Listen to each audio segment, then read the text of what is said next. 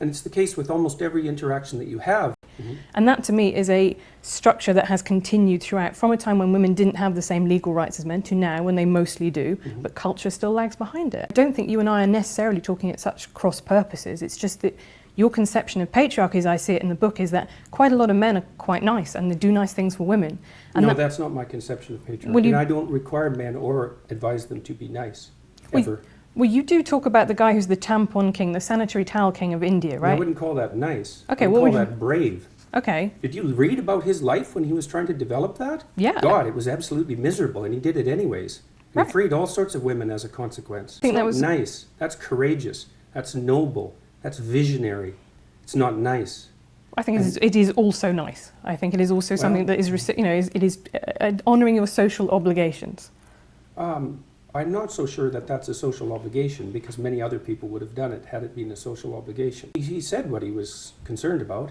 He saw that his wife was suffering with her monthly period and had to choose between feeding her family and taking care of herself properly, and chose to feed her family and thought he would do something about that. That goes way past nice, especially given what he had to suffer through to do all the experimentation that produced his eventual technology.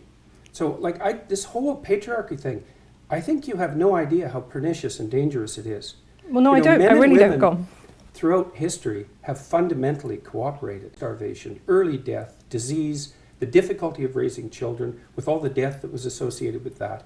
And to look backwards in time and say, well, basically what happened was men took the upper hand and persecuted women in this tyrannical patriarchy is an absolutely dreadful misreading of history. It's a terrible thing to teach young women, and it's a horrible thing to inflict upon men. I mean, I absolutely disagree with you. I think that's like saying slavery in the US was actually, most people cooperated. Well, no, you didn't. You had a system where one set of people owned another set of people. And until women got full legal rights, they could own property for themselves, they could work. Essentially, they were owned. They were first owned by their fathers and then by their husbands. To the domination by men. Yeah. You already said that you thought that what emancipated women primarily in the 20th century was technological revolution. No, not primarily, but that's one of two. I think that's two things. It's not primarily, eh? No, you don't think the pill was a primary force in the emancipation of women? I think or the invention of tampons, let's say, or the provision of proper sanitary facilities, toilets, and that sort of thing. You're thinking instead it was the action of courageous feminists in the 1920s that produced a social revolution that overthrew the patriarchy. That's your theory. Yeah, I think that's a foolish theory.